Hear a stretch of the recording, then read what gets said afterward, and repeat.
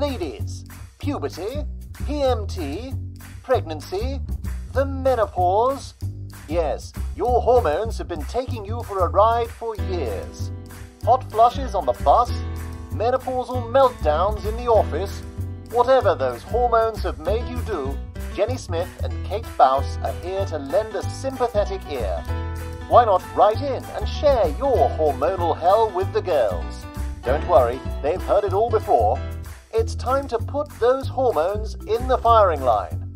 This is Dear Hormones. Welcome to your safe space, ladies.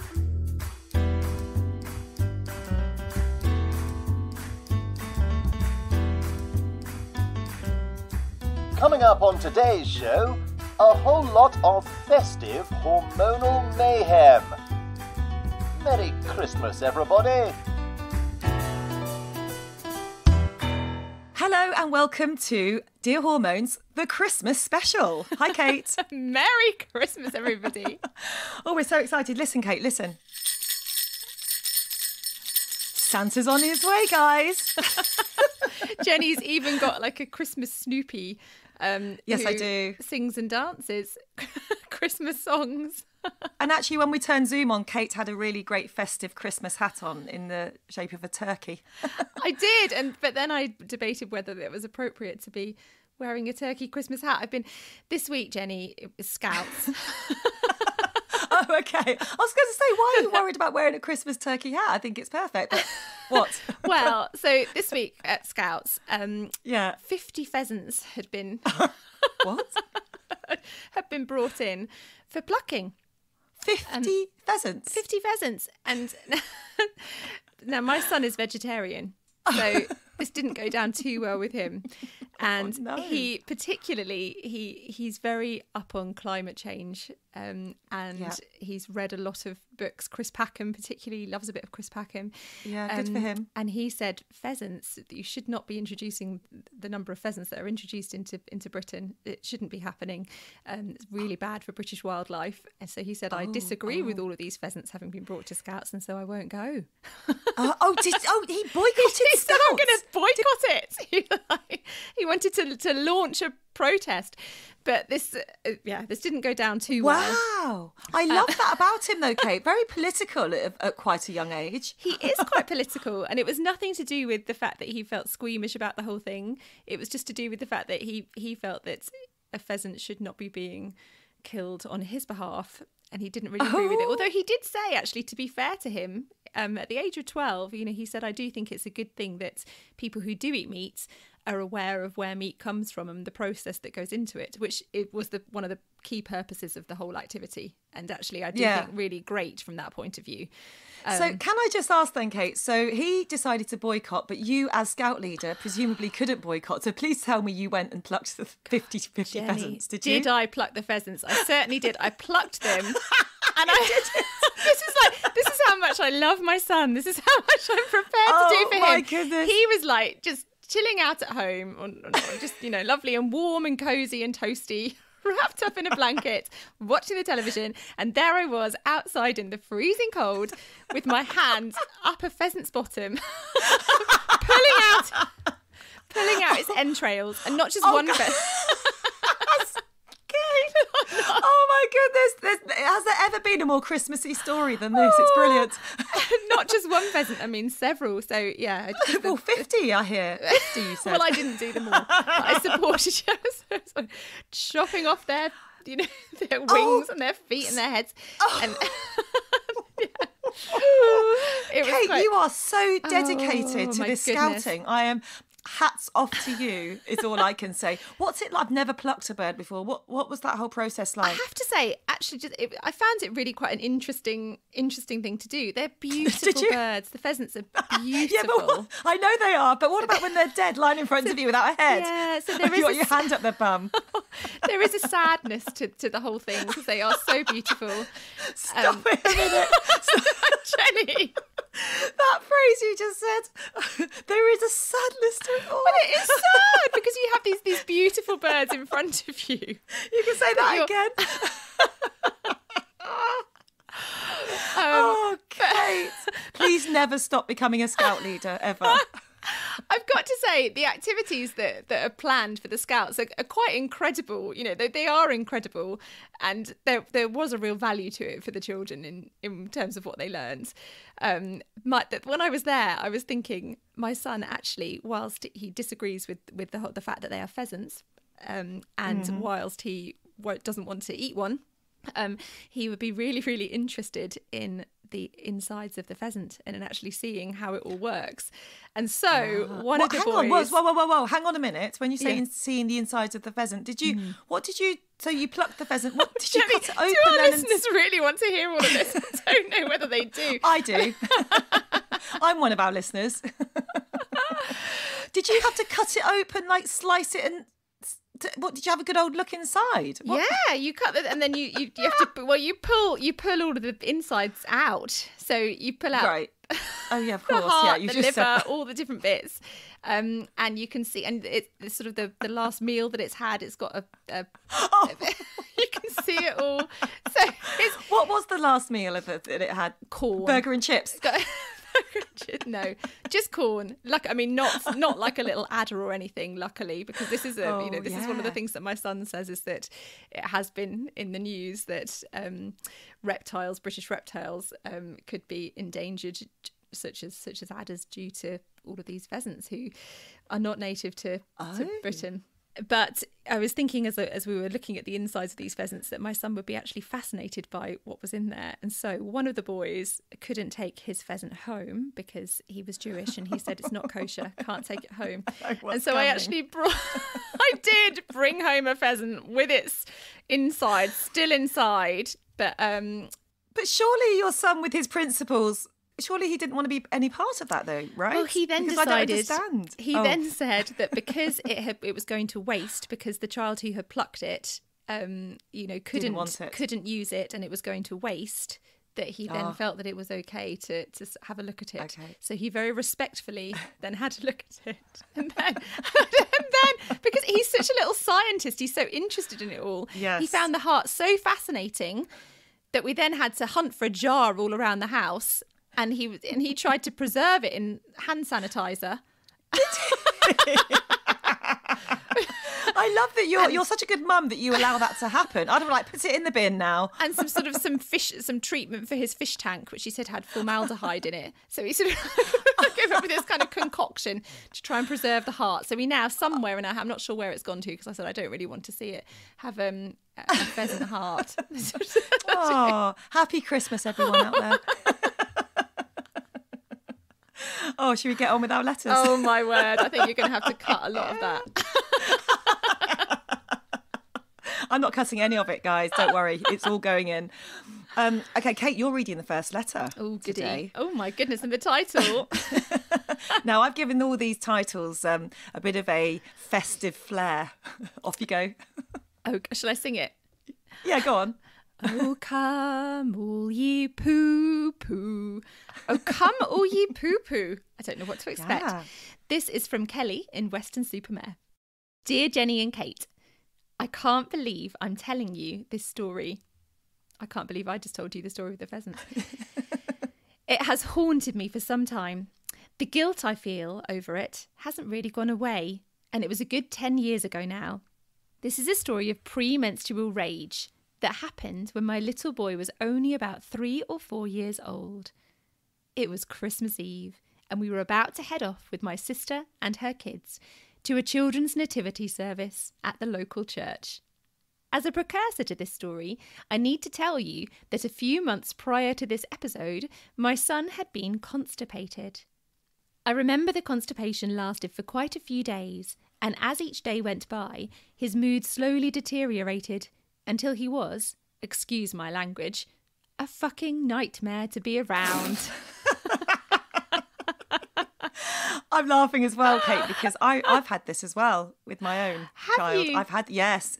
Constipation. I've had that with that what she's talking about with the moods. Yeah, I had it vividly. Remember my son, a similar sort of age, for quite a few days, not being able to go, and his mood getting worse and worse and worse. So I love that. A fucking nightmare to be around. I get that. I'm with you, Kelly. Moody, grumpy, tetchy, whiny. Mm-hmm. Fast forward a few months to the Christmas Eve in question, and guess what? He was constipated again. It had been 3 days since he'd been, and he was showing the familiar signs of extreme grumpiness. We were at my sister's house preparing to leave for the nativity, and my son was spoiling the atmosphere with his grumpy behaviour. I knew he needed to go to the loo in order to feel better, but he flatly refused to go. Earlier that day, I'd tried bribing him with stories of the poo-poo fairy, who would bring him a present if he managed to go. That is genius. Oh, but even at 4 years old, I could tell he thought this was bollocks. and continued with his standoff. Oh dear. I was starting to panic about what Christmas Day would be like if he hadn't gone by then. My premenstrual brain was working overtime, and I had visions of him completely spoiling the day, and of me obsessing about poo when I should be stuffing my face full of chocolates and enjoying the benefits of someone else playing with my child for a change. Toddlers are hard work. Yes, indeed. Yes, Kate, I think you can 4-year-olds say are hard work. Yeah. Yes, 4-year-olds are hard work. So, as my sister bundled her kids into the car, I marched my little boy up the stairs and plonked him on the toilet. Do a poo, I said to him. Oh, I can't, he replied. Come on, the poo-poo fairy will be very proud of you. He raised his eyebrows. Please. Please. Let's call him Ted. Please, Ted, do a poo-poo for Mummy. I can't, said Ted, and looked sad. Poor Ted. Oh, he can't go. Oh, a little cute name as well, Ted. Poor Ted. Yeah. It was at this point that the premenstrual rage in me boiled up to a crescendo, and having never sworn at my child before or since, well done, I shouted, Well done. That little hint into your world there, Kate. No, I don't. Make a habit of it, I have to say. No. I shouted, for fuck's sake, do a poo, Ted. Do a poo now. You are going to spoil Christmas Day if you don't go. So please just go to the bloody toilet. Do it now. Oh, God. Oh, Ted. I feel sorry for the mum, though, too. I do feel sorry for the mum. She's trying to protect Christmas Day, isn't she? Oh, and actually to protect him. She does have his best interests at heart. Yes, exactly. She needs him to do that poo for his own sake. You're right. For fuck's sake, do a poo, Ted. I love that. Should have called the letter that, shouldn't I? Dear. And then, with a look of horror and with tears in his eyes, he scrunched up his little face, went bright red, and with all the energy he could muster, pushed that poo clean out of his bum. Oh, Ted. Oh, well done, Ted. Well done, Ted. You did it. The Christmas poo. Christmas poo. Christmas Eve poo. Yeah. I was absolutely bawling my eyes out at this point, the rage having dissipated, and rushed over to him like he'd just won the London Marathon. Cheering and clapping and hugging him before helping him wipe his bum, putting a tea towel on his head and taking him off to celebrate the birth of Christ our Saviour. Happy Christmas. Oh, I feel sorry for both of them. I know I always say too. this because, like I said, she was trying to protect her Christmas Day, wasn't she? And look after him. But the only way it sounds like she could do it was by going absolutely mental at him. Oh, and she was bawling her eyes out, as she says. When one of my children was really little, we'd have a constipation issue, and I remember actually he was in pain. He was in absolute pain, and it was the most horrible. I've never seen my child in so much pain as when he was constipated, and it was an awful experience. No. So I do also sympathise very much with you, Kelly. I remember once actually when my son was really young, like a baby, and not being able to go to the loo, and I'm sure we took him to the midwife and they put something up there. I knew you were going to say that, those pessaries. I've had that before as well. You pop a pessary up and then it sort of all comes out. I don't know whether it was a pessary. I got a feeling she just sort of fiddled around up there with like a stick or something. A stick? To stimulate it. Or something like that. Some sort of cotton bud or something like that to stimulate it. Yeah. And then he went, when he was the baby, this is. He wasn't 4. Oh, it's awful. It's horrible. But it sounds like she saved Christmas Day there. So well done, Kelly. Well done, Kelly. Absolutely. Yeah, and your son, Ted, would have forgotten all about it because Christmas Day was coming. So Santa was just around the corner, so he wouldn't have even remembered. Makes me think of when Santa got stuck up the chimney, when the poo-poo got stuck up. Oh, that would have been a really good title for the letter.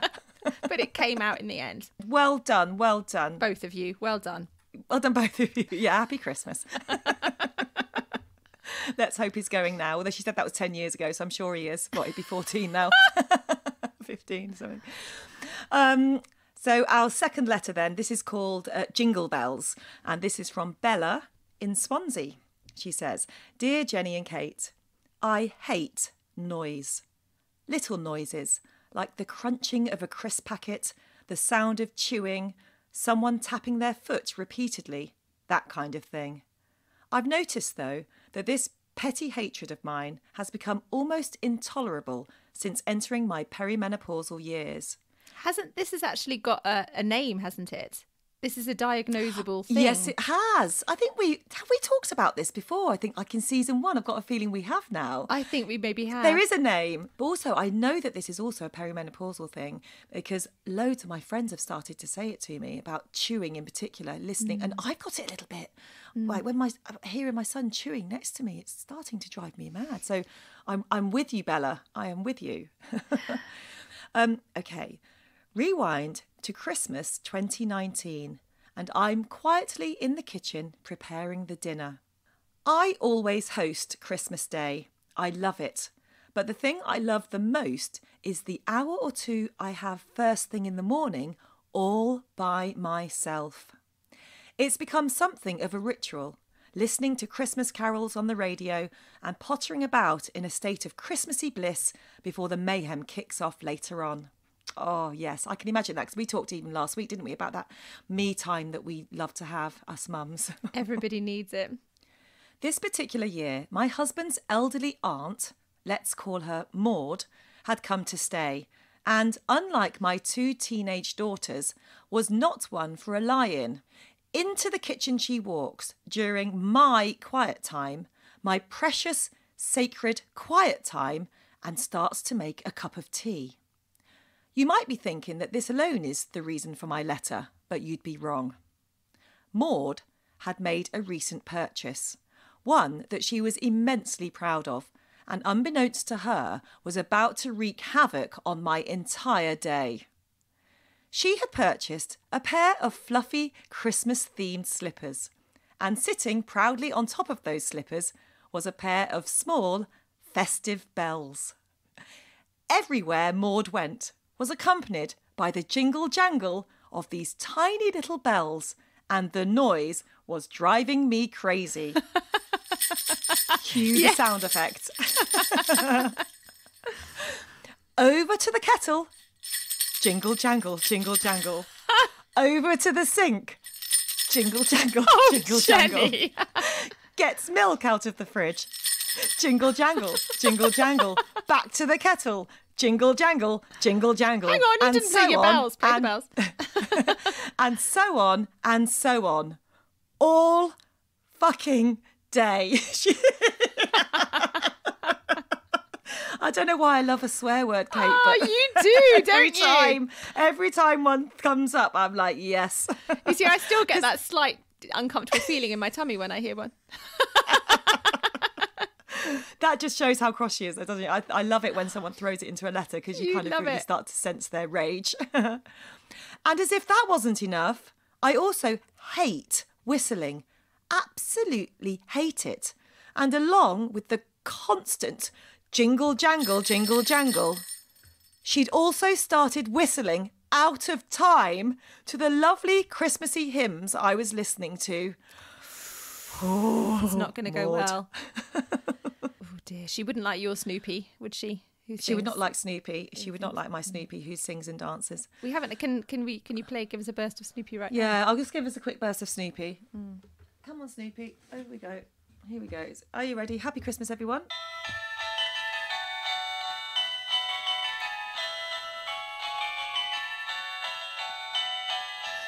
I love him. Oh, a little creepy laugh at the end.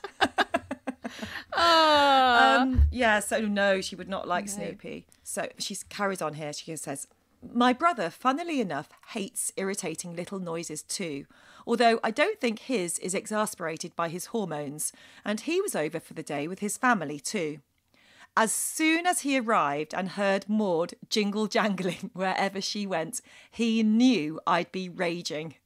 He even sent me a video clip whilst I was in the kitchen of Maud sitting on the sofa, intensely shaking her foot, the way people do without realising it. My brother was in fits of giggles, knowing how pissed off I would be.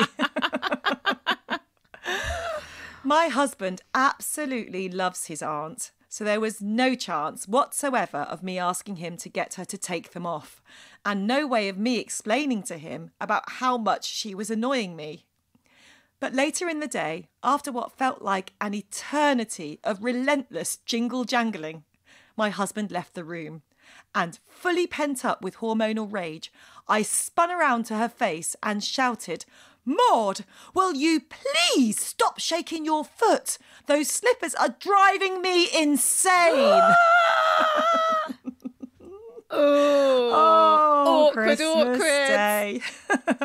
The room fell silent. And Maud looked crestfallen. Oh, poor Maud. She was so excited about her Christmas slippers. Oh. Without saying a word, she took them off, causing the little bells to go hell for leather as she did so, and put them on the floor. My whole family stared at me in both shock and amusement.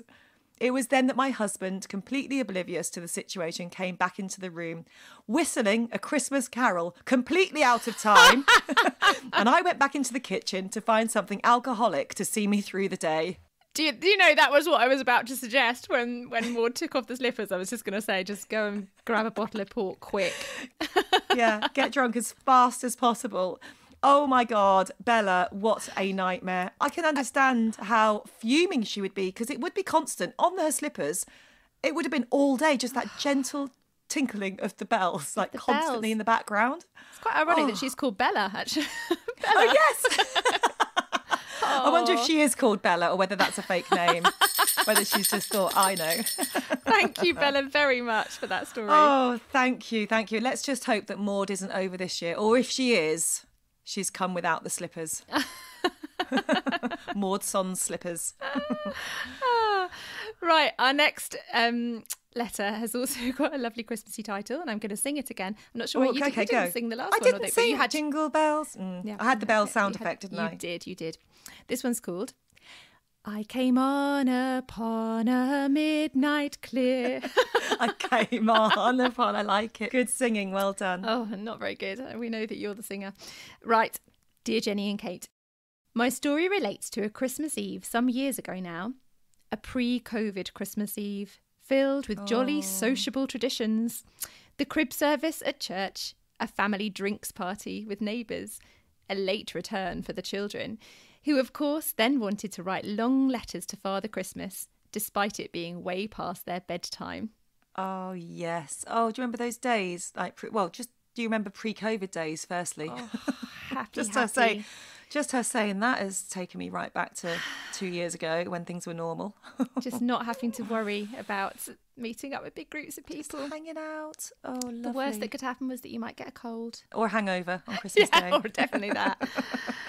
Following from that, there was the need to ensure that Father Christmas would be writing a letter back, as my 9-year-old son had stated on his own letter that this was his top Christmas wish. Is this Christmas Eve? Are we talking about Christmas Eve now? So we're on Christmas Eve.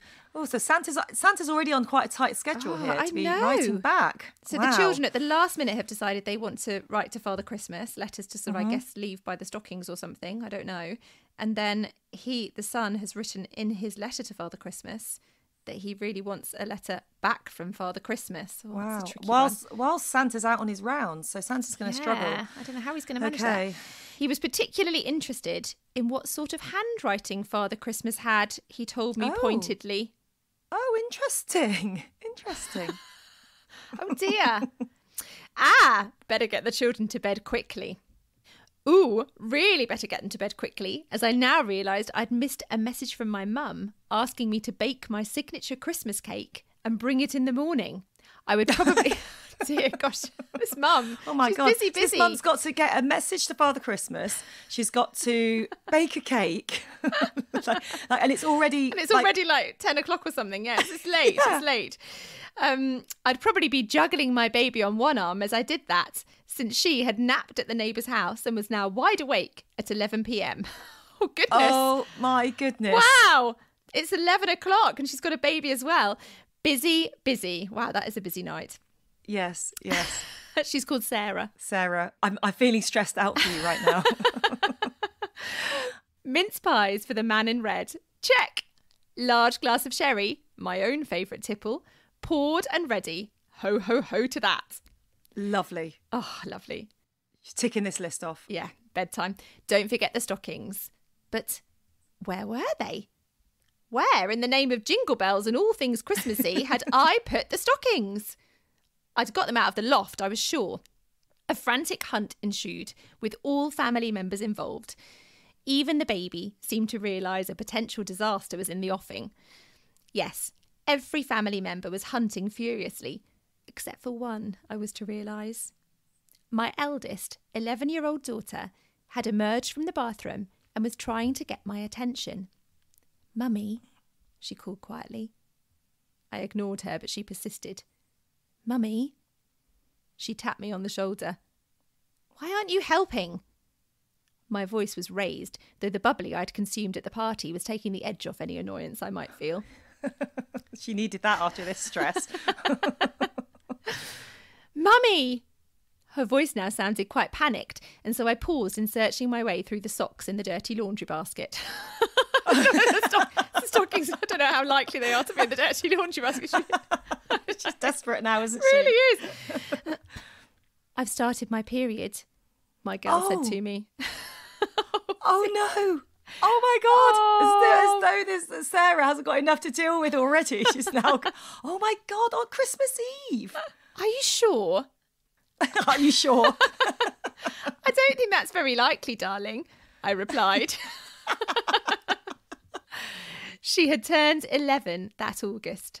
None of her friends had started their periods, and they were all older than she was, many of them by almost a year. I myself hadn't started my period until my teens, and didn't these sorts of things usually run in families? I seriously doubted she was right on this one. But she was adamant.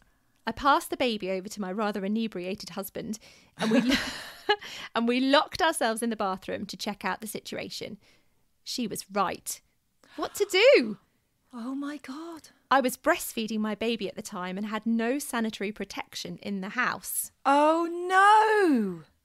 Would any shops be open at this hour on Christmas Eve? I wasn't in a fit state to drive around finding out. And my poor daughter's introduction to the world of the period was far more dramatic than I remembered mine being. I wasn't sure that toilet roll was going to cut the mustard. Just then, I remembered that I had purchased some super mega giant sanitary pads for the days after I gave birth.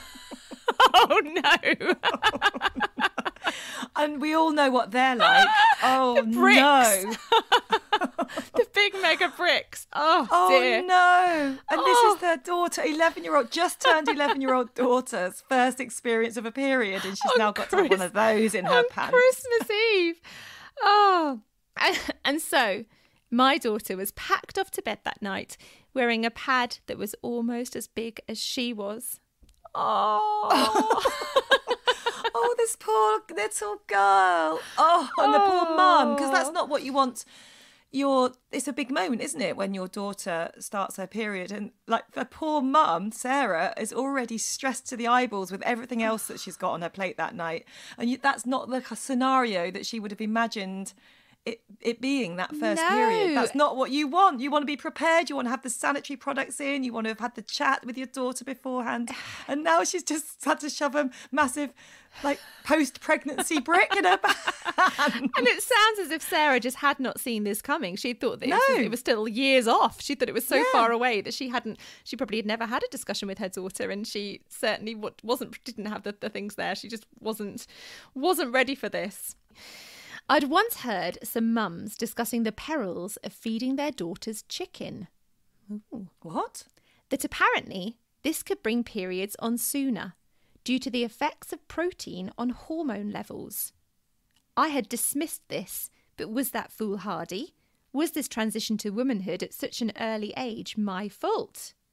She was she's blaming herself. Blaming herself. I don't think it's down to the chicken, Sarah. No, I think you're fine, Sarah. It won't be chicken. Don't worry. That's interesting, though, isn't it? That this idea. I think I have heard that somewhere. That hormones. Yeah, in meat I've heard it, but no, Sarah, not your fault at all. No, not your fault. She was so very young. Her Christmas present wish list included cuddly toys with sparkly eyes. For goodness sake.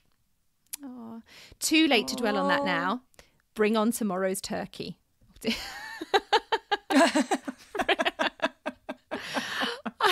I did feel terrible for her that night, dealing with rather a momentous event in her little life at such a time. I can't remember where we found the stockings in the end. I do remember that we found an open shop the next morning that stocked slimmer sanitary towels. Which probably helped to ensure that my darling little girl was full of smiles on Christmas Day.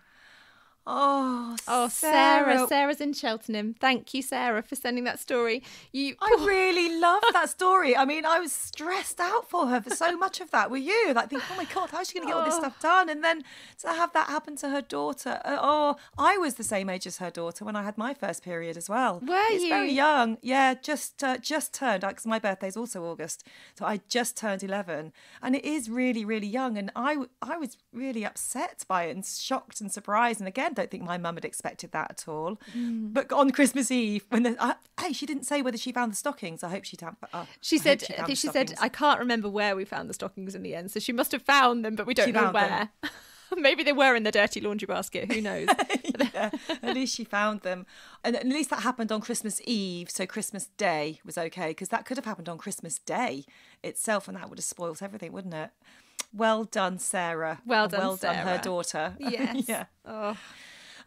Right, letter number 4. We've actually got 5 letters this week, Kate. Oh, goodness. Exciting. 5 Christmassy letters. So it's a letter Christmas number 4. extravaganza.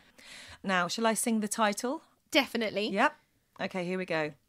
Oh, little town of anger. Oh, dear. Da, da, da, da, da, da, da. Okay. This is from Penny, and she is in Cambridge. Dear Jenny and Kate, I am not a cheat.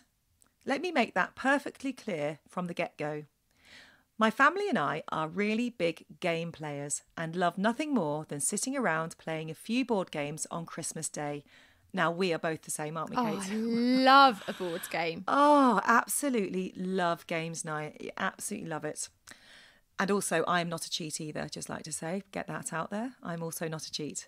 I like to bend the rules slightly in my favour. Kate, well, I saw that a little bit at poker night when you were trying to get us to put our chips in at the end. That's slightly bending the rules, isn't it? Would you bend a rule if it meant you could win? Ooh. I feel I need a specific scenario to decide whether I would or wouldn't. Okay, I'll think of I'm going to say by no. the end of the letter. No. Okay, but the fact you've had to think about it makes me think I'm not sure I'd like to play board games with you now, Kate. Well, I would win. But yeah, well, I'm beginning to think you probably would win by some dodgy method. Anyway, I am with Penny here. I am also not a cheat. Anyway, she says they love playing board games on Christmas Day. But this particular year, I had started experiencing perimenopausal rage. Oh, God, haven't we all? Although I didn't realise it at the time. During one of our games, I could see that my son was holding his cards so far away from himself that I, and probably everyone else, could see them. So I politely asked him to hold them close to his chest instead. "Why were you looking?" was his reply. I wasn't looking deliberately, I said. You were holding them out too far. Then the rest of my family decided to join in. Yeah, just don't look, they chimed in. Unless, of course, you were cheating. Oh, annoying. Really annoying. Now, as we've already established, I am not a cheat. She's put not in capital letters, so this girl really is not a cheat. She wants to make it absolutely clear she doesn't cheat. And I told them as much. But no matter how many times I said I wasn't cheating, the more they decided to call me a cheat. All in good humour, I should point out. But if you've ever felt menopausal rage, you will know that nothing is ever in good humour. Now, Kate, you've now experienced the rage. Remember, you've told us you've now experienced. Now imagine being wrongly accused of something, how that could get you going. Absolutely. Well, do you know, I think that would probably get me going anyway. That would be really annoying if they're all of her family members are all saying it and not stopping. Yeah. Oh, annoying. And then, yeah, with the rage on top. Goodness. The knot in my tummy was getting tighter and tighter with every little quip from the family. Hide your cards, one of them would say, otherwise Penny will cheat. Oh, and that's so annoying. That's annoying, isn't it? And every time I played a winning hand, it'll be, is that because you were cheating? Followed by crazed laughter all around the table. Oh, I think that might bring me to tears. Until I couldn't handle it anymore. And in a low, angry voice, lips tightened and a tummy full of rage, I said, you'd better stop doing that right now. Otherwise, I won't be responsible for what happens next. Oh, no. Silence fell around the kitchen table before they all collapsed in uncontrollable laughter, and I stormed out of the room to take some very deep breaths.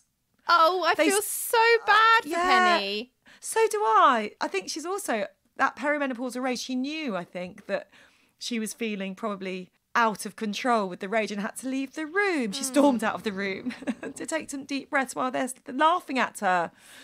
They still call me a cheat to this day, by the way, but thankfully the HRT keeps the rage at bay. Oh, I know it's all like, you know, it's all in jest, but stop calling her stop it. Penny's family. They're still doing it now. My family could be a bit like that. I think if they can see somebody is getting a little bit annoyed about something, I tell you, they are on them like a pack of wolves. So I think this family sounds the same as mine. You know, you can't show any weakness. Because they're on it. They are on it, and then they won't let it go. Penny, thanks for writing in, and we're with you. We are with you. We know you're not a cheat. So. Oh, dear. Kate, I'm still trying to think of a scenario where you might bend the rules. I mean, I'm trying to think, what sort of game might that be where... Because I just need to make a mental note never to play that particular game with you. Could you cheat at bananagrams, maybe? Pretend I love bananagrams. You know I love bananagrams. I know you do. Well, I would probably just make sure that I had, that I had the copy of the little book of bananagrams in my pocket, which has got all the best 2-letter words inside it. Is that bending the rules in itself? Because my mum bought me that book for my birthday. I don't see that as bending the rules. No. The important thing, though, is to have it for yourself under the table and keep referring to it, but make sure that nobody else can. I mean, is that bending the rules? No, it's not, is it? I think maybe yes, Kate. Maybe yes, to actually have it on hand, especially that list of 2-letter words that you can basically win the game on. Yeah. Yes. As I learnt when I read that book the other day, I was like, oh, that's how Kate was winning all those times at camping. There's nothing to say that you can't do that, isn't it? It's not in a rule book that you can't. So actually, I'm not bending the rules, Jenny.